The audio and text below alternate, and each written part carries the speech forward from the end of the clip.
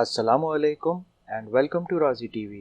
Information और entertainment की मुनफरिद दुनिया, जहां ढेर सारी कहानियां, नॉवेल्स और सियासी अपडेट्स और उसके अलावा आपकी पसंद के टॉपिक्स पर वीडियोस पोस्ट की जाती हैं। राजी टीवी को सब्सक्राइब करें और बेल आइकन को ज़रूर प्रेस करें ताकि आपको इस चैनल पर हर नई आने वाली वीडियो का अलर्ट फौरी मिल सके।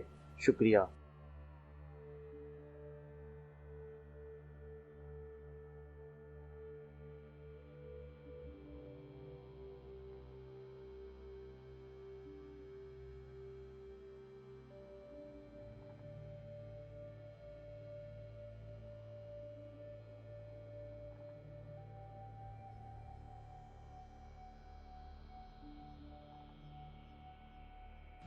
तागूत एपिसोड 7।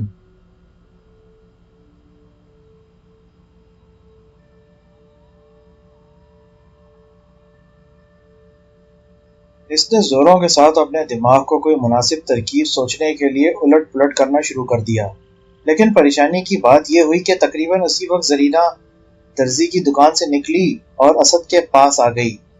एक बार फिर पार्क में दाखिल होने तक वो कोई तदबीर ना सोच सका। अच्छा अब बताइए, वो नरमी से बोली। क्या बताऊं? असद ने बात टालने की कोशिश की। कहिए तो ये बताना शुरू कर दूं कि आप किस कदर हसीन हैं। नहीं नहीं, ये काम आप रहने ही दें। ये आपका करम है कि आप मेरी शक्ल सूरत और मेरे लबो लहजे की तारीफ में शायराना कसीदे सुनाने की जहमत गवारा करने को तैयार हैं, लेकिन मेरे ख्याल में अब वक्त आ गया है कि आप कहकशां होटल में आज सुबह तशरीफ लाने का सबब हकीकी फरमा दें। क्या आप अब तक अंदाजा नहीं लगा सकी? नहीं, मैं आपको दोपहर के खाने के लिए अपने साथ ले जाना चाहता हूँ। खुदारा संजीदा बनने की कोशिश कीजिए। आप मेरे लिए कोई पैगाम लाए हैं? मुमकिन तो ये भी है, लेकिन अगर मैं कोई पैगाम ना भी लाता तब भी आपके होटल को अपने लिए जन्नत ही समझता। जरीना की पेशानी पर शिकने सी पड़ गईं। मैं आपकी बात समझने से कासिर हूँ, वो बोली। हम दोनों में से कोई भी इस बात के लिए तैयार नहीं कि इस किस्म की रोमानी बातों पर अपना वक्त ज़ाया करे। मैं एक ऐसी मंजिल पर पहुंच चुका हूँ जहाँ मैं ही इस मामले का सबसे बेहतर फैसला कर सकता हूँ, असद ने एक शान बर्तरी के साथ कहा, क्योंकि उसने देखा कि अपने वास्ते इसने एक ऊंची पोजीशन कायम की थी और सियाह उलूम के मैदान में खुद को जिस बुलंद मर्तबे का माहिर जाहिर करने की कोशिश की थी, बातों ही बातों में नजर अंदाज होता जा रहा था। तो क्या आप एक तागूती से भी आगे बढ़ चुके हैं और सियाह सरदारी का आतिशी ताज आपको हासिल हो चुका है? हैरत और नफरत और तकलीफ की एक झरझरी सी असद के सीने में पैदा हो गई, लेकिन इसने इसको अंदर ही दबा दिया। गुफ्तगू एक बार फिर इसी शैतानी कारोबार की लघुयत की तरफ मुड़ गई थी और असद को महसूस हो रहा था कि अब वो देर तक इस सिलसिले में अपनी अदाकारी को कायम न रख सकेगा। लिहाजा जवाब देने के बजाय इसने अचानक अज़म के साथ अपनी कार को फिर मोड़कर सड़क पर पहुंचा दिया और शहर से बाहर जाने वाले रास्ते पर गामजन कर दिया। कहाँ ले जा रहे हैं आप? जरीना ने उजलत से पूछा। इकबाल जंग के साथ खाना खाने के लिए, असद ने झूठ बोला। मेरे पास आपके लिए कोई पैगाम नहीं। वाकया ये है कि इकबाल जंग ने मुझे आपको लाने के लिए भेजा है, क्योंकि वो खुद ही आपसे गुफ्तगू करना चाहता है। इस वक्त बात टालने के लिए इस कहानी के अलावा और कुछ ना सोच सका। खूब, लेकिन इकबाल जंग कहाँ है? वो बोली। चंदर घाट में। चंदर घाट कहाँ है? दरिया के पास एक छोटा सा मकाम है, पालार के नजदीक। लेकिन वो तो मीलों दूर है। हाँ, सिर्फ तकरीबन 50 मील, लेकिन यकीनन वो शहर से रवाना होने से पहले भी मुझे मिल सकता था। असद ने देखा कि वो मुश्तबा नजरों से इसके चेहरे को तक रही थी, इसलिए इसने दिलेरी से कहा, मुझे और कुछ नहीं मालूम, लेकिन इसने मुझे भेजा था कि आपको ले आऊं, और नवाब का जो कुछ हुक्म होता है इसकी तामील मुझे करनी पड़ती है। मुझे आपका यकीन नहीं, जरीना ने गुस्से से कहा। गाड़ी रोक लीजिए फौरन, मैं उतरना चाहती हूँ। बेअख्तियार असद का इरादा हुआ कि जरीना के एहतजाज को नजरअंदाज कर दे और गाड़ी की रफ्तार तेज कर दे, लेकिन सड़क पर ट्रैफिक बहुत था और जरीना को दिन दहाड़े अगवा करने की कोशिश पागलपन साबित हो सकती थी। वो बड़ी आसानी से किसी पुलिस के आदमी को इशारे से बुला सकती थी और मजीद 200 गज से पहले ही इसको रोक सकती थी। बादल नख्वास्ता इसने कार को सड़क के किनारे पर रोक दिया, लेकिन इसके साथ ही इसने अपना लंबा बाजू जरीना के सामने फैलाकर कार के दरवाजे को पकड़ लिया ताकि जरीना उसको जबरदस्ती खोल न सके। जरीना ने गुस्से से भरी हुई आंखें असद की तरफ उठाई। आप मुझसे झूठ बोल रहे हैं, वो बोली। میں آپ کے ساتھ نہیں جاؤں گی، 1 منٹ صبر کیجیے۔ یہ کہتے ہوئے وہ ایک جارحانہ انداز میں زرینہ کی طرف جھک گیا اور اس کے ساتھ ہی زرینہ سے بحث کرنے کے لیے اپنی تمام تر دماغی صلاحیتوں کو جمع کرنے کی کوشش کرنے لگا۔ وہ جانتا تھا کہ اگر اس نے زرینہ کو ایک بار کار سے اترنے کی اجازت دے دی تو معاملہ ہمیشہ کے لیے ختم ہو جائے گا اور اس بات کا کوئی امکان نہ رہے گا کہ زرینہ کو اس خفیہ جشن میں جانے سے روکنے کا موقع مل سکے جہاں آج رات خوفناک شیطانی رسوم ادا ہونے والی تھیں۔ اس کو یقین تھا کہ زرینہ کو ان وحشیانہ رسوم کی حقیقی نوعیت کے متعلق کوئی علم نہیں ہے اور وہ بالکل اندھی بن کر ایک تباہ کن قدم اٹھا رہی ہے، لہٰذا اس نے عزم کر لیا کہ اس وحشیانہ شرمناک جشن میں شرکت سے زرینہ کو روکنا ہی پڑے گا، اور اسی عزم نے اس کے دماغ کو یکایک ایک غیر معمولی حد تک چالاک بنا دیا۔ کیا آپ کو معلوم ہے کہ سلیمان کے ساتھ کیا واقعہ پیش آیا؟ اس نے پوچھا۔ ہاں، زرینہ نے جواب دیا، آپ نے کل رات اس کو خود اس کے مکان سے اغوا کر لیا۔ ٹھیک ہے، لیکن کیا آپ جانتی ہیں کیوں؟ مادام عرفی کہتی ہیں کہ سلیمان کو اغوا کرنے سے آپ کا مقصد یہ تھا کہ آپ بھی طلسمی عجوبے تلاش کر لیں۔ آپ لوگوں کو حاضرات کے عمل کے لیے سلیمان کی ضرورت تھی۔ بالکل صحیح، اسد نے کہا، اور ایک لمحے کے لیے سوچنے کے لیے رک گیا کہ طلسمی عجوبہ جانے کیا بلا ہے۔ یہ دوسرا موقع تھا کہ اس نے اس کا نام سنا تھا۔ کچھ سوچ کر وہ پھر بولا، بات یہ ہے کہ چونکہ سلیمان کچھ خاص ستاروں کے وقت پیدا ہوا تھا، اس لیے اس کی موجودگی اس عمل کے لیے ضروری تھی۔ ہمیں برسوں تک سخت تلاش کرنی پڑی، تب کہیں جا کر شاید کوئی ایسا آدمی مل سکتا تھا جو اس کام کے لیے موزوں ہوتا اور جو اسی سال اسی دن اور اسی وقت پیدا ہوا تھا۔ یہ تو رہا سلیمان کا معاملہ، لیکن ہمیں آپ کی ضرورت بھی ہے۔ لیکن میرا نمبر تو 8 نہیں ہے۔ اس سے کچھ فرق نہیں پڑتا، ہمارے لیے یہی کافی ہے کہ آپ کا تعلق چاند سے ہے، ٹھیک ہے نا؟ اسد کو ذرا بھی معلوم نہ تھا کہ نمبر 8 سے زرینہ کا کیا مطلب تھا۔ اس نے جواب میں مختصراً کہہ ڈالا کہ جیسے اندھیرے میں کوئی تیر چلا دے۔ زرینہ کا تعلق چاند سے ہے، اس بات کو اسد نے محض اقبال جنگ کی اس گفتگو کی بنا پر کہہ دیا تھا جس کے دوران نواب نے بتایا تھا کہ زرینہ کا اصل نام روزینہ ہے اور یہ زرینہ دراصل روزینہ کی ایک بگڑی ہوئی شکل ہے، اور روزینہ کوکاف کی ایک قدیم قوم میں چاند کی دیوی کا نام تھا۔ بے شک میرا تعلق چاند سے ہے، زرینہ نے اعتراف کیا، لیکن اس بات سے طلسمی عجوبے کا کیا واسطہ؟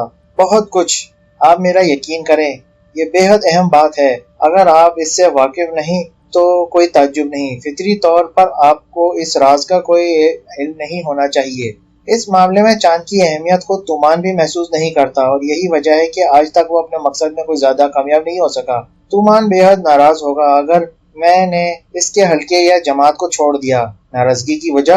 اس سے بڑی وجہ کیا ہو سکتی ہے کہ اس کے تمام عملیات کے لیے میں ایک بہترین ذریعہ ہوں، یعنی میں اس کی پسندیدہ معمول ہوں۔ اس کے ارتعاشات سے میرے ارتعاشات اس قدر زیادہ ملتے جلتے ہیں کہ مجھ جیسا کوئی اور معمول تلاش کرنے میں اس کو انتہائی زبردست مشکلات کا سامنا کرنا پڑے گا۔ شاید وہ مجھے بہت خوفناک سزا دے گا اگر میں زرینہ کا چہرہ زرد پڑ گیا اور اس کی آنکھیں دہشت زدہ انداز میں خلا کے اندر کسی خوفناک شے کو تک رہی تھی جو اس پر نازل ہو سکتی تھی۔ پریشانی کی ضرورت نہیں، اسد بولا، اقبال جنگ آپ کی حفاظت کے لیے کافی ہے۔ یہ نہ بھولیے کہ وہ ایک طاغوتی ہے، اعلیٰ ترین درجے کا جادوگر۔ وہ آپ سے ابھی اسی وقت ملاقات کرنا چاہتا ہے، اور اگر آپ اس وقت میرے ساتھ نہیں چلیں گی تو ہو سکتا ہے کہ وہ آپ کے خلاف کوئی ایسی کارروائی کرے جو اور بھی زیادہ خراب اور خوفناک ہو۔ یہ مکروہ جھوٹ بولتے ہوئے اور اس لڑکی کو اس طرح دھوکہ دیتے ہوئے اسد کو خود اپنے سے نفرت محسوس ہو رہی تھی، لیکن اس کے علاوہ اور کوئی چارہ بھی تو نہ تھا۔ زرینہ کو خود اپنی حمایت میں رکھنا اور حماقت سے بچانا ضروری تھا، اور اس طرح جھوٹ، دھمکی اور بلیک میل ہی اس کا واحد طریقہ نظر آتا تھا۔ کس طرح اطمینان ہو مجھے؟ کیسے اطمینان ہو؟ زرینہ عجدت سے کہنے لگی، ممکن ہے آپ جھوٹ بول رہے ہوں۔ ذرا تصور کیجئے کہ میرا کیا حشر ہوگا اگر طومان زیادہ طاقتور ثابت ہوا۔ اس کا ثبوت تو کل آپ نے دیکھ ہی لیا ہے۔ کل رات جو کچھ ہوا وہ آپ کے سامنے ہے۔ کیا آپ نے نہیں دیکھا کہ ہم طومان کی کھلی آنکھوں کے سامنے سلیمان کو وہاں سے نکال کر لے گئے تھے؟ بے شک، لیکن کیا آپ اس کو اپنے پاس رکھ سکیں گے؟ یقیناً، اسد نے زوردار لہجے میں کہا، لیکن اپنی اس شکست کو یاد کر کے اس کو سخت تکلیف ہوئی کہ طومان نے اپنی پراسرار قوتوں سے سلیمان کو 1 گھنٹے کے اندر ہی واپس لے لیا تھا۔ نہ جانے غریب سلیمان کہاں ہوگا۔ دن گزرتا جا رہا تھا اور امید بے نتیجہ ثابت ہو رہی تھی۔ زرینہ کے ذریعے اس کا کوئی سراغ نہیں لگایا جا پا رہا تھا۔ یہی سوچتے ہوئے اسد نے زرینہ کو اس طرح کی جھوٹی کہانی کڑ کر کسی طرح اپنے جال میں پھنسانے کی کوشش کی تھی۔ زرینہ کی طرح سلیمان کو بھی آنے والی رات کی شیطانی سیاہکاریوں سے بچانے کی سخت ضرورت تھی، لیکن موجودہ حالات میں کس طرح اس کو رات سے پہلے ہی تلاش کیا جا سکتا تھا؟ اف، اب میں کیا کروں؟ زرینہ نے خوف زدہ سسکی لیتے ہوئے کہا۔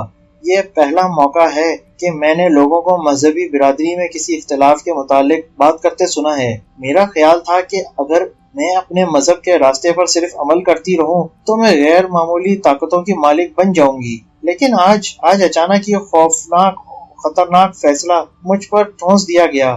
اسد نے دیکھا کہ وہ کمزور پڑتی جا رہی تھی۔ اس نے اپنی گاڑی کو اسٹارٹ کر دیا۔ آپ میرے ساتھ چلیں گی اور اطمینان رکھیے، آپ کو کسی چیز سے ڈرنے کی ضرورت نہیں۔ ان الفاظ کو اچھی طرح یاد رکھیے، میں یہ بات پوری سنجیدگی اور ذمہ داری سے کہہ رہا ہوں۔ اچھا، یہی صحیح، وہ کمزور سی آواز میں بولی۔ میں آپ پر بھروسہ کیے لیتی ہوں۔ چند منٹ تک وہ خاموش بیٹھے رہے۔ جب گاڑی بڑی شاہراہ پر آ گئی تو اس نے مڑ کر زرینہ کی طرف دیکھا اور مسکرایا۔ اب چھوڑیے اس تذکرے کو، اقبال جنگ سے ملاقات کرنے تک ہمیں اس معاملے کو فراموش کر دینا چاہیے، اور اس اثنا میں بہتر ہے کہ میں اور آپ عام انسان بن جائیں۔ کیا خیال ہے آپ کا؟ ٹھیک ہے، وہ بولی۔ تو پھر کیوں نہ آپ کچھ اپنے ہی متعلق مجھے بتائیں؟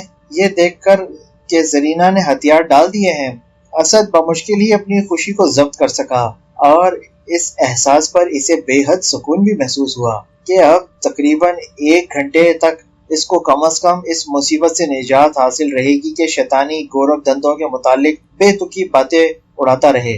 ان شیطانی معاملوں پر بحث کرنا جو اس کے لیے کوئی معنی نہیں رکھتے ہیں، در حقیقت انتہائی خطرناک تھا، جتنا کہ سمندر پر جمی ہوئی ہلکی برف کے اوپر دوڑنا۔ لہٰذا اب اس بحث کو چھوڑ کر اس کی تمام سابقہ فطری خوش طبعی واپس آ گئی اور اپنی سابقہ زندگی کی کہانی مزے لے کر سنانے لگا۔ وطن میں اپنی زندگی کی دلچسپیاں، ہندوستان اور دوسرے ممالک کی سیر و سیاحت کے واقعات، موٹر کاروں، کشتیوں اور ہوائی جہازوں کے سلسلے میں اپنی تیز رفتاری کا شوق وغیرہ وغیرہ۔ اسد کی کار تیزی سے اپنی منزل کی طرف چلتی ہوئی مختلف قصبات اور دیہات سے گزرتے ہوئے کچھ دیر بعد ہی اپنے مقررہ روٹ کی جانب گامزن ہو گئی۔ تھوڑی دیر بعد ہی اس نے زرینہ کو اس بات پر مائل کر لیا کہ وہ خود اپنے متعلق کچھ نہ کچھ ضرور بتائے۔ اس نے بتایا کہ اس کا باپ ہندوستانی تھا اور ماں مصری تھی۔ ابھی وہ ایک چھوٹی سی بچی ہی تھی کہ اس کے باپ کا انتقال ہو گیا اور اس کی مصری ماں نے اس کی پرورش کی۔ اس کے بچپن کا پورا زمانہ ایک بہت بڑے اور پرانے مکان میں بسر ہوا، جو مقامی طور پر محل کہلاتا تھا، اور یہ کوکاف کے جنوبی ڈھالوں پر ایک دور افتادہ گاؤں میں واقع تھا۔ یہ گاؤں اونچے اونچے پہاڑوں سے چاروں طرف سے گھرا ہوا تھا اور باقی دنیا سے اس قدر الگ تھلگ تھا کہ عالمگیر جنگ کا بھی وہاں کوئی زیادہ اثر نہیں ہوا تھا۔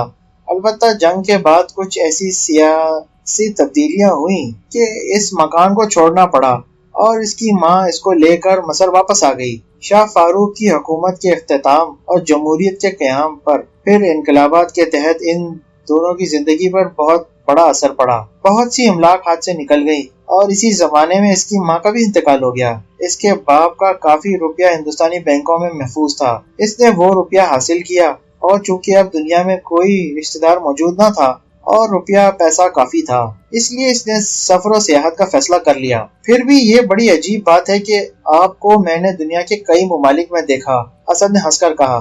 روم کی بابت تو مجھے یاد نہیں جہاں آپ کہتے ہیں کہ آپ نے مجھے پہلی بار دیکھا تھا، زرینہ نے جواب دیا۔ لندن کا واقعہ مجھے یاد ہے، میں اس وقت شہر سے باہر دیہاتی علاقے میں ایک گھوڑے پر سوار ہو کر جا رہی تھی اور آپ ایک لمبی سی سرخ موٹر کار میں۔ جب آپ نے اپنی گاڑی کو سڑک کے کنارے موڑ کر روک لیا تاکہ ہم لوگ گزر سکیں تو آپ کو دیکھ کر مجھے حیرت ہوئی کہ میں نے یہ شکل پہلے کہاں دیکھی ہے، اور پھر مجھے یاد آیا کہ میں نے آپ کو نیو یارک کی ایک پرہجوم سڑک پر کئی ماہ پیشتر دیکھا تھا، جبکہ ہم دونوں کی کاریں ٹریفک میں پھنس کر پہلو بہ پہلو رک گئی تھی۔ معلوم ہوتا ہے قسمت کو پہلے ہی سے یہ منظور تھا کہ ہم کبھی نہ کبھی ملاقات کریں گے۔ ہم دونوں ہی جانتے ہیں کہ محض چانس یا اتفاق کوئی چیز نہیں، وہ بولی۔ مجھے یقین ہے کہ آپ میرا موم کا مجسمہ بنا کر ضرور رکھیں گے اور برابر اس پر اپنا عمل کرتے رہے ہیں، جس کے نتیجے میں آج ہماری ملاقات ہو گئی ہے۔ اگر زرینہ نے یہی بات ایک دن پہلے کہی ہوتی تو اس کی تمام تر سنجیدگی کے باوجود اسد کو فوراً یہ گمان ہوتا کہ وہ مذاق کر رہی ہے، لیکن آج اسد کی ذہنیت بالکل بدل چکی تھی۔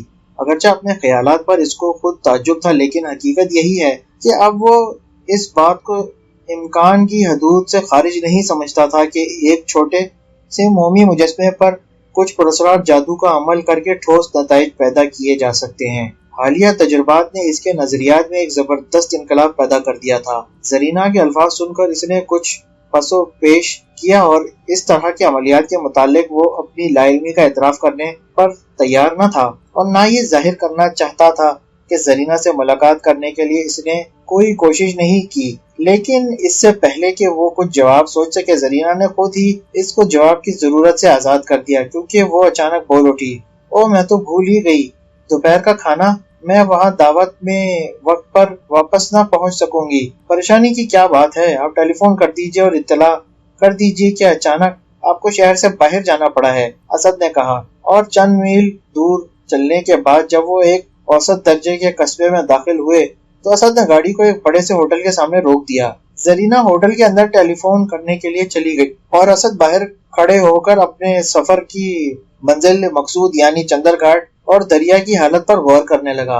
اگرچہ ابھی سال کا ابتدائی حصہ تھا اور موسم گرما کے ایام شروع نہ ہوئے تھے، تاہم دریا کی حالت ایسی تھی کہ کشتی کی سیر سے لطف اندوزی کی جا سکتی تھی، اور دریا کے دوسرے کنارے پر دلکش باغات میں جہاں ایک خوبصورت کلب قائم تھا، تفریح کرنے والوں کے لیے خیمہ جات وغیرہ کا انتظام ہو چکا تھا۔ کچھ دیر بعد زرینہ واپس آ گئی اور فوراً ہی وہ دونوں پھر روانہ ہو گئے۔ تیز رفتار کار جلد ہی شہری حدود سے نکل کر مضافات کے ماحول سے گزرنے لگی۔ رفتہ رفتہ قدیم دور کے زمینداروں اور جاگیرداروں کی دور افتادہ عمارتیں بھی نظروں سے غائب ہو گئیں اور صحیح معنوں میں دیہاتی علاقے شروع ہو گئے۔ اب سڑک ایسے مقامات سے گزر رہی تھی جہاں رہ کر کچھ فاصلوں پر درختوں کی گھنی شاخیں محرابوں کی شکل میں راستے پر جھکی ہوئی تھیں، اور ان کے تنوں کے درمیان سے سورج کی شعاعیں نورانی سلاخوں کی طرح نمودار ہو کر خاموش جنگل کے حسن میں مزید اضافہ کرتی معلوم ہوتی تھی۔ دور سبزہ زاروں میں ادھر ادھر مویشیوں کے جھنڈ گھاس چرنے میں مشغول نظر آتے تھے،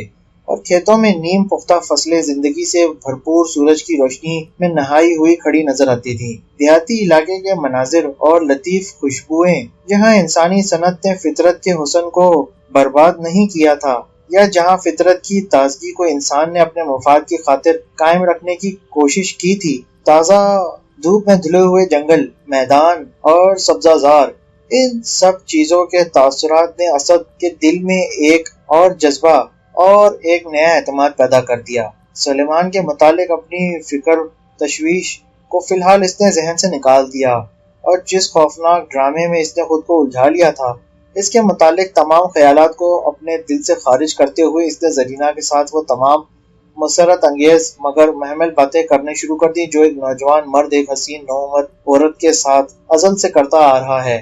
ایسا معلوم ہوتا تھا کہ یہ زرینہ نہیں بلکہ کوئی عام سی لڑکی ہے جو اس کے ساتھ چھپ کر صرف ایک دن کے واسطے دیہاتی علاقے میں سیر و تفریح سے لطف اندوز ہونے کے لیے آ گئی ہے۔ اس وقت وہ زرینہ سے اسی مسرت و رومانی بے تکلفی کے ساتھ باتیں کرتا رہا تھا جو کہ اس ماحول میں وہ کسی بھی اور لڑکی سے کرتا۔ پالار پہنچنے سے قبل ہی اس کی بے تکلفی و خوش طبعی نے اتنی کامیابی حاصل کر لی تھی کہ زرینہ بھی رہ کر ہنس پڑتی تھی، اور جب وہ دریا کے کنارے چندر گھاٹ نام کے گاؤں میں پہنچے تو زرینہ کی یہ حالت تھی کہ اس کا چہرہ گلنار بن گیا تھا اور اس کی آنکھوں میں ایک نئی روشنی ناچ رہی تھی۔ دریا کو پار کر کے دوسری طرف پہنچنے کے بعد جہاں اقبال جنگ کا دریائی مکان کنارے سے کچھ دور ہٹ کر واقع تھا اور اس کے سبزہ پوش میدان دریا کے کنارے پانی تک پہنچے ہوئے تھے، حمید نے ان کا استقبال کیا اور ایک خادمہ زرینہ کو بالائی منزل میں لے گئی تاکہ وہ سفر کے بعد غسل کر سکے۔ تنہائی کا موقع پا کر اسد نے عجلت کے ساتھ حمید کو ضروری ہدایت کر دی۔ تھوڑی دیر بعد جب زرینہ نشست گاہ میں واپس آئی جہاں پر پرانی وضع کی بڑی بڑی کھڑکیوں میں سے پھولوں سے بھرے ہوئے چمن اور ان کے بعد دریا کے دوسرے کنارے کے درخت ایک حسین منظر پیش کر رہے تھے، تو اس نے دیکھا کہ اسد سکون و مسرت کے عالم میں کھڑا ہوا اپنے ہونٹوں کو ایک گول شکل میں سمیٹے ہوئے سیٹی بجا رہا تھا، اور ساتھ ہی مختلف قسم کے کھانوں کی ایک فہرست پر نشانہ لگاتا جا رہا تھا۔ حمید اس کے قریب ہی کھڑا ہوا تعمیل حکم کے انداز میں سر ہلاتا جاتا تھا۔ نواب صاحب کہاں ہیں؟ زرینہ نے پوچھا۔ اس کی آواز میں ایک نئی سنجیدگی تھی۔ اسد کو پہلے ہی سے اس سوال کا انتظار تھا۔ اپنا چہرہ اس طرح زرینہ کی طرف سے موڑتے ہوئے اس نے خوش طبعی سے جواب دیا، نواب صاحب ابھی تک نازل نہیں ہوئے۔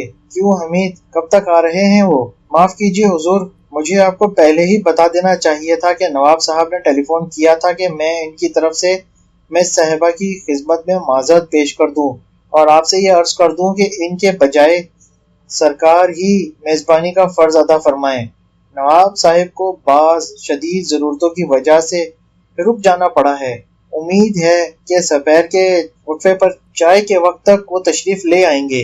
یہ تو واقعی بڑی بدمزگی اور بدقسمتی کی بات ہے، اسد نے متاثر انداز میں کہا۔ بہرحال مجبوری ہے، کوئی پرواہ نہیں، کھانا تیار ہوتے ہی ہم لوگ میز پر بیٹھ جائیں گے، انتظار بیکار ہے۔ بہت بہتر، حمید نے کہا، طعام تقریباً تیار ہے، بس 10 منٹ اور لگیں گے۔ یہ کہہ کر حمید نے ادب سے سر خم کر لیا اور چلا گیا۔ اسد جانتا تھا کہ مصیبت شروع ہونے والی ہے، لیکن پھر بھی وہ کوشش کر کے ہنستا رہا۔ آئیے کچھ دیر شطرنج ہی سے شغل کر لیا جائے، وہ مسکراتے ہوئے بولا۔ میں نے سنا ہے کہ شطرنج کی بساط پر ایک مرد کبھی ایک عورت سے بازی نہیں لے جا سکتا۔ میں آج یہ بات آزمانا چاہتا ہوں۔ مجھے شطرنج سے کوئی دلچسپی نہیں، میں اس کو افیم سے کم نہیں سمجھتی۔ افیم؟ اسد نے کہکہا لگایا۔ بڑی دلچسپ تشبیہ دی ہے آپ نے۔ اچھا چلیے تاش ہی صحیح۔ زرینہ کچھ دیر خاموش رہی۔ اس کے چہرے اور آنکھوں سے ساری مسرت و تازگی غائب ہو چکی تھی، اور جب 1 منٹ بعد وہ بولی تو اس کی آواز میں ایک تازہ پریشانی نمایاں تھی۔ میں چائے کے وقت تک یہاں نہیں ٹھہر سکتی، اس نے کہا۔ کیا آپ کو یہ احساس نہیں کہ مجھے 4 بجے سے پہلے شہر واپس پہنچنا چاہیے اور 4 بجے وہاں سے روانہ ہونا چاہیے؟ بے اختیار اسد کی زبان پر یہ سوال آیا کہ وہ کون سا مقام ہے جہاں آپ آج رات جا رہی ہیں، لیکن اس سوال کو اس نے لبوں تک آنے نہیں دیا، اور بجائے اس کے اس نے یہ پوچھا کہ آپ یہاں سے سیدھی ہی کیوں نہیں چلی جاتی؟ اور یہ سوال کرتے وقت اس نے دل ہی دل میں دعا مانگی کہ جشن کا خفیہ مقام شہر کی دوسری سمت نہ ہو۔ ایک ساتھ کے لیے زرینہ کے چہرے پر ایک چمک اور پیدا ہو گئی۔ میں یہ بھول ہی گئی تھی کہ آپ بھی تو وہاں جا رہے ہیں، اور یہاں سے روانہ ہونے میں سفر اور بھی مختصر ہو جائے گا، وہ بولی۔ اگر آپ مجھے لے جا سکتے ہیں تو یہ بالکل حماقت معلوم ہوتی ہے کہ میں پہلے شہر تک جاؤں اور پھر وہاں سے واپس جشن میں جاؤں، لیکن مدام عرفی کا کیا ہوگا؟ وہ میرے ساتھ جانے کا پروگرام بنا چکی ہے۔ اس کے علاوہ مجھے اپنے کپڑے بھی تو لینے ہیں، تو کیوں نہ مدام کو ٹیلی فون کر دیں، ان سے کہہ دیجئے کہ وہ آپ کا سامان لیتی آئیں، اور بتا دیجئے کہ ہم لوگ وہاں منزل مقصود پر ہی ان سے مل جائیں گے۔ آپ کو اقبال جنگ سے ملنا ضروری ہے، اور خواہ کچھ ہی کیوں نہ ہو وہ ضرور یہاں آئے گا، کیونکہ وہ اور میں ایک ساتھ ہی وہاں جا رہے ہیں۔ زرینہ نے اسبات میں سر ہلایا اور بولی، ٹھیک ہے، اگر میں خود کو اس کی حفاظت میں دینا چاہتی ہوں تو یہ ضروری ہے کہ جشن سے پہلے ہی اس سے ملاقات کر لوں، کیونکہ تمان ہوا میں آنکھیں رکھتا ہے اور اس کو یہ معلوم ہو گیا ہے کہ میں یہاں موجود ہوں۔ تو پھر آئیے، اسد نے اس کا ہاتھ پکڑ کر کھڑا کر دیا۔ ہم بھی فوراً کہکشاں ہوٹل کے ٹیلی فون کا نمبر ملاتے ہیں اور مدام عرفی کو فوراً مطلع کر دیتے ہیں۔ زرینہ نے کوئی مزاحمت نہ کی اور اسد اس کو باہر ہال تک لے آیا۔ جب ٹرنک کال پر رابطہ پیدا ہو گیا تو اس نے فون زرینہ کو دے دیا اور نشست گاہ میں واپس چلا آیا۔ اپنی فتح پر وہ اس قدر مسرور تھا کہ بے اختیار گنگناتا ہوا تقریباً ناچنے لگا۔ اس کو یقین تھا کہ اب زرینہ مکمل طور پر اس کے قبضے میں آ چکی ہے۔ اقبال جنگ کے آنے تک اب وہ کہیں نہیں جائے گی۔ اس کے بعد یہ کام اقبال جنگ کا ہے کہ زرینہ سے کچھ ایسی معلومات حاصل کر لے کہ ان لوگوں کو سلیمان کا کچھ سراغ مل سکے۔ یکایک اس کا ناچ اور گیت اور گنگناہٹ رک گئی۔ زرینہ دروازے میں کھڑی ہوئی تھی اور اس کا چہرہ زرد تھا۔ اس کی آنکھوں میں غصہ اور خوف ایک ساتھ دہک رہا تھا۔ آپ نے مجھ سے جھوٹ بولا ہے، اس نے لڑکھڑاتی ہوئی آواز میں کہا۔ تومان اس وقت مدام عرفی کے پاس موجود ہے اور اس نے کل رات ہی سلیمان کو آپ سے چھین لیا تھا، اور آپ کے عظیم دوست اقبال جنگ محض جعلساز ہیں، محض فریب کار نیم حکیم۔ آپ کو خود اپنی حفاظت کی طاقت نصیب نہیں، آپ بھلا مجھے کیا بچا سکتے ہیں؟ ہو سکتا ہے اب غصے میں تومان مجھے موت کے پہیے سے باندھ دے۔ اف، مجھے اب واپس جانا لازمی ہے۔ اور اس سے پیشتر کہ اسد اس کو روک سکتا، وہ تیزی سے گھومی اور کمرے سے بھاگتی ہوئی روانہ ہو گئی۔ ایک ہی جست میں کمرے سے باہر भाग गई। असद भी उसके पीछे पीछे दौड़ने लगा और उसने भी एक जस्त लगाई और कमरे से बाहर निकल गया। दूसरी जस्त में वो बाग में पहुंच गया। इसकी लंबी लंबी टांगों के मुकाबले में जरीना की कामयाबी का कोई इम्कान न था। अभी वो मुश्किल से 20 गज ही पार करके गुजरी थी कि असद ने इसका बाजू पकड़ लिया और झटका देकर इसका रुख अपनी तरफ कर लिया। जाने दो मुझे, जाने दो, वो हाँफते हुए बोली। अपने झूठ और फरेबकारी से तुमने मुझे जिस कदर खतरे में डाल दिया है, क्या इससे तुम्हें तस्कीन नहीं हुई? इसने जरीना के खौफजदा चेहरे की तरफ मुस्कुराते हुए देखा, लेकिन अपनी गिरफ्त इसके बाजू से न हटाई। मुझे बेहद अफसोस है जरीना कि तुम्हें इस मकान तक लाने के लिए मुझे झूठ और फरेब से काम लेना पड़ा, लेकिन अब जबकि तुम यहाँ आ गई हो तो तुम्हें ठहरना ही होगा, समझी? समझने की जरूरत तो तुम्हें है, वो गुस्से से बोली। तुम और तुम्हारा दोस्त इकबाल जंग बिल्कुल नादान बच्चों की तरह हैं, जो खौफनाक बारूद की सुरंग या तबाहकुन बम से खेल रहे हैं। तूमान के सामने तुम लोग मच्छर की इसी हैसियत से ज्यादा नहीं रखते। वो अपनी खौफनाक कुव्वत के जरिए एक हल्के से इशारे से तुम्हें सफे हस्ती से मिटा देगा। मुझे यकीन दिलाने की कोशिश ना करो जरीना, हो सकता है कि मुझे जाती तौर पर सहर और जादू के मुतालिक कुछ ज्यादा मालूमात हासिल ना हो, और ये भी सही है कि अगर गुज़िश्ता हफ्ते में से कोई शख्स मुझसे ये कहता कि शहर के मुख्तलिफ हिस्सों में इब्लीस परस्त अपने अमलियात की मश्क करते फिरते हैं, तो मैं भी ये समझता कि या तो इन लोगों का दिमाग खराब हो गया है या गलती से चमगादड़ों को जादू समझ लिया गया है। लेकिन इकबाल जंग का मामला बिल्कुल जुदागाना है, और यकीन करो जब वो किसी काम का बेड़ा उठा लेता है तो एक भूत की तरह लिपट जाता है। इसलिए बेहतर है कि तुम अपना रहमो करम तुमान के लिए महफूज रख छोड़ो। इसको तुम्हारी हमदर्दियों की जरूरत होगी बहुत जल्द, क्योंकि इकबाल जंग इसकी दुर्गत बनाकर छोड़ेगा। तो क्या वो इकबाल वाकई एक तागूती है, एक अजीम माहिर? जरीना ने पसो पेश किया। असलियत तो खुदा को ही मालूम है। मैं तो इतना जानता हूँ कि गुज़िश्ता दिनों वो ना जाने क्या क्या अजीब बातें कर रहा था मुझसे। इस गुफ्तगू में इसने ये लफ्ज तागूती इस्तेमाल किया था। मैंने ये लफ्ज तुम्हारे सामने महज इसलिए दोहरा दिया कि तुम्हें मुतासिर कर सकूं। ये कहते हुए असद निहायत मासूमाना अंदाज में मुस्कुरा रहा था। आज सुबह से वो जिस मुसलसल झूठ और चालबाजी से काम ले रहा था, इसने इसकी तमाम कुव्वतों को शल करके रख दिया था। लेकिन अब जबकि सूरत हाल का मुकाबला खुली हुई दियानत और साफ गोई के साथ करने पर वो मजबूर हो गया था, तो इसको ऐसा महसूस हो रहा था कि इसकी तमाम जहनी ताकत फिर ताज़ा हो गई है। तब तो मैं यहाँ ठहरने की जुर्रत कर ही नहीं सकती, ये नामुमकिन है। इसने अपना बाजू छुड़वाने की कोशिश की। क्या तुम इतना भी नहीं समझते कि अगर इकबाल जंग महज एक कैदी है, महज एक नीम हकीम, तो वो हरगिज मेरी हिफाजत नहीं कर सकेगा। अपनी नाजुक तबीयत को परेशान मत करो जरीना। जब तक मैं तुम्हारे पास हूँ कोई शख्स तुम्हारी तरफ उंगली भी नहीं उठा सकता। तुम बहुत बड़े अहमक हो, तुम बिल्कुल नहीं समझते। इसने तकलीफ में तड़प कर कहा। तारीकी की ताकत को बंद दरवाजों या आहनी सलाखों से नहीं रोका जा सकता।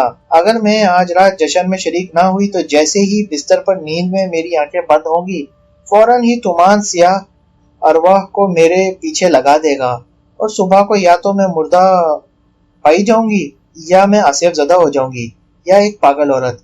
इस मर्तबा असद हंस ना सका। वो महसूस कर रहा था कि जरीना वाकई एक दहशतनाक इम्कान से हकीकी तौर पर सहमी हुई है, और इसने जरीना को मकान की तरफ मोड़ा और नरमी से बोला, अच्छा खुदा के लिए अब परेशानी को दूर करो। इकबाल जंग बखूबी जानता है कि यह मामला किस कदर खतरनाक है, और मुझे इन बातों का यकीन दिलाने के लिए इसने कल आधी रात से ज्यादा खर्च कर दी है।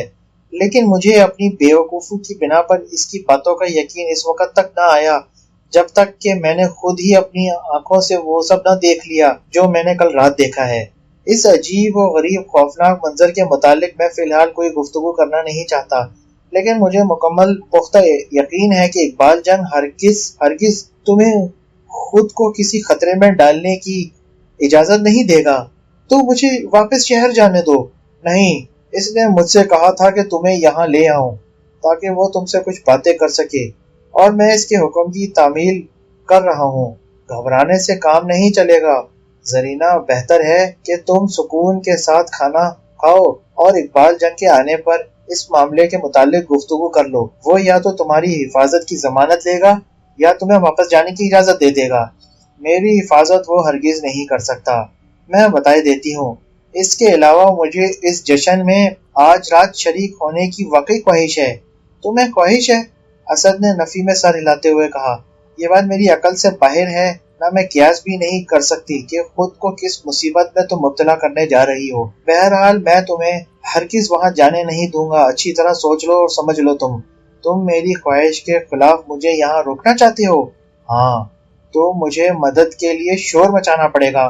شوق سے شور مچاؤ، مگر یہ کوشش بیکار ثابت ہوگی کیونکہ اقبال جنگ یہاں موجود نہیں ہے۔ اس کے خدمتگار جانتے ہیں کہ اس وقت میری ہی حکومت ہے، لہٰذا اگر تم شور و گل سے پورا گھر سر پر اٹھا لو گی تو بھی یہ لوگ سامنے نہیں آئیں گے، اور تم جانتی ہو کہ اس کے علاوہ یہاں کرب و جوار میں بھی کوئی موجود نہیں ہے۔ زرینہ نے تیزی سے ایک نظر باہر کی طرف ڈالی۔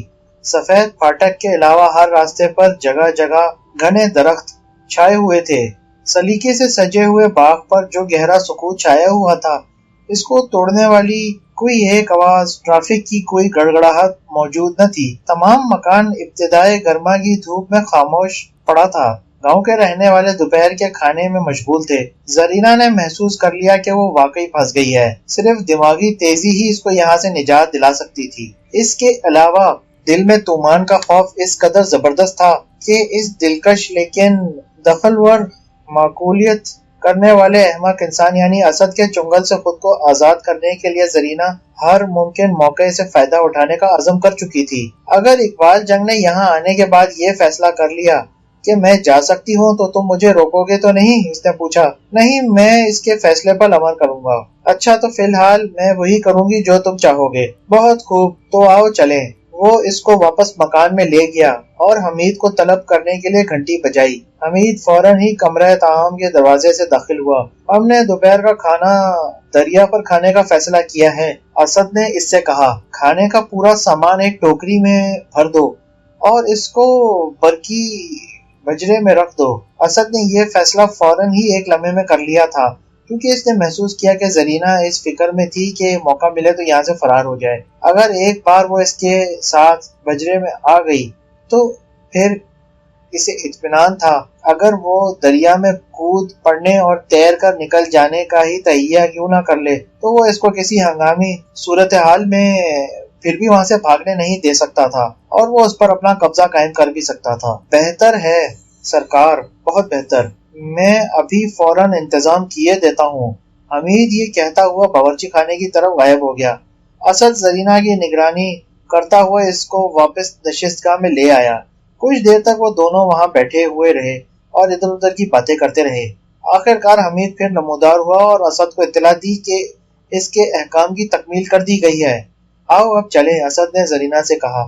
کمرے سے نکل کر وہ دونوں دھوپ میں نہائے ہوئے سبزہ زار پر آ گئے، جہاں طرح طرح کے پھول کھلے ہوئے تھے۔ دریا کے کنارے ایک صاف ستھرے اور سفید رنگ کے گھاٹ پر ایک ملاح برقی بجرا ان کے لیے تیار کیے ہوئے تھا۔ زرینہ گدوں پر بیٹھ گئی اور اسد نے بجرے کا چھوٹا سا عمودی پہیا سنبھال لیا۔ چند منٹ میں وہ منجدار میں جا پہنچے اور چڑھاؤ کی سمت روانہ ہو گئے۔ کچھ فاصلے پر دریا کے وسط میں پھاٹک لگے ہوئے تھے، جہاں دریائی ٹریفک کو کنٹرول کرنے کے لیے ایک نگران رہتا تھا۔ اسد یہ نہیں چاہتا تھا کہ زرینہ کو اس نگراں سے مدد چاہنے کا موقع ملے، اس لیے اس نے بجرے کا رخ موڑ کر ایک سنسان مقام کی طرف کر دیا اور وہ اس طرف چل دیے۔ کنارے کے اس حصے کی طرف شاذ و نادر ہی کسی کا گزر ہوتا تھا۔ بجرے کو کچھ جھاڑیوں میں باندھ کر وہ سامان کے بنڈل اٹھانے لگا۔ اچھا، اب تکلف کو بالائے طاق رکھ دو، وہ بولا۔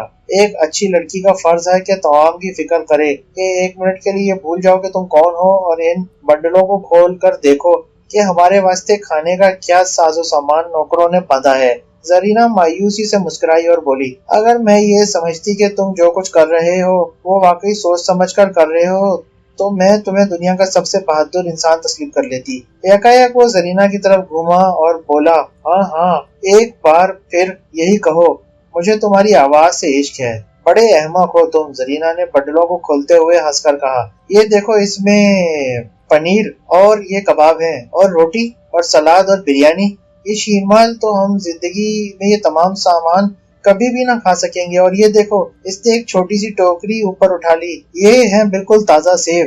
بہت خوب، نہ جانے کب سے میں نے کشمیری سیب کا ذائقہ بھی نہیں چکھا۔ اسد نے کہا، تم نے انگریزی زبان کا یہ مقولہ تو سنا ہوگا کہ ایک سیب روزانہ کھاؤ اور ڈاکٹر کو بھگاؤ۔ سیبوں کی اس پوری ٹوکری کو لے کر تو ہم دنیا بھر کے ڈاکٹروں کے خلاف بغاوت کر سکتے ہیں۔ اور ہاں، انگریزی زبان کا ایک اور مقولہ یاد آ گیا۔ کہتے ہیں کہ انگریزی فوج اپنے پیٹ پر لڑتی ہے۔ آؤ ہم دونوں اس پورے سامان سے جنگ شروع کر دیں۔ پیٹ کی بھوک اور عشق کی بھوک، اس دونوں ہی سے تو زندگی جوان ہے۔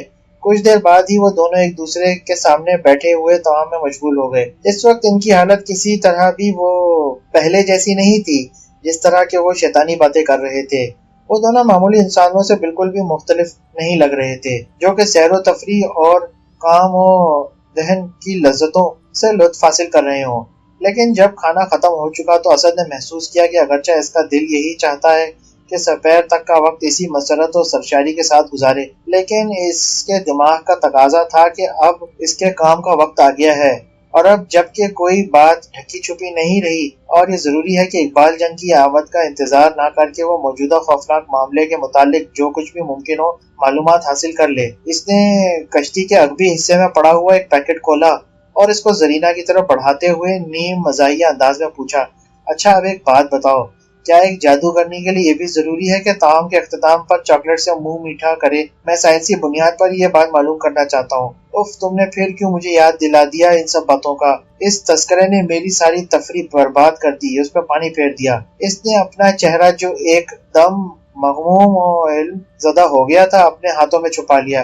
مجھے اپنی حماقت پر افسوس ہے زرینہ۔ اسد نے چاکلیٹ رکھ دی۔ زرینہ کی طرف جھکتے ہوئے وہ بولا، لیکن اس مصیبت میں تو ہم دونوں ہی شریک ہیں، اس لیے اس کا تذکرہ کرنا ہی پڑے گا۔ ٹھیک ہے، پھر ایک بات اور بھی ہے۔ اگرچہ تم دیکھنے میں ایسی نظر نہیں آتی، لیکن در حقیقت تم قدیم کہانیوں کی کسی بوڑھی جادوگرنی سے کم نہیں ہو، ورنہ آج صبح جب میں تمہارے ہوٹل میں بیٹھا ہوا تھا تم ہرگز اپنے طلسمی آئینے میں یہ سب کچھ دیکھ کر معلوم نہیں کر سکتی تھی۔ اگر تمہیں جادوگرنی جیسا احمقانہ دقیانوسی لفظ استعمال کرنے کا شوق ہے تو بے شک تم مجھے ابھی ایک جادوگرنی کہہ سکتے ہو۔ زرینہ نے چہرے سے ہاتھ ہٹا کر اپنے حسین بالوں کو ایک جھٹکے سے پیچھے ہٹا دیا اور اسد پر نظر جما کر کہا، وہ تو صرف بچوں کا کھیل تھا، وہ طلسمی آئینہ، اور اس کے استعمال کرنے سے میرا مقصد صرف یہ تھا کہ میں جو کچھ جانتی ہوں وہ بھول نہ جاؤں اور اس سے بھی عظیم طاقت کے استعمال کے لیے خود کو تازہ دم و مستعد رکھوں۔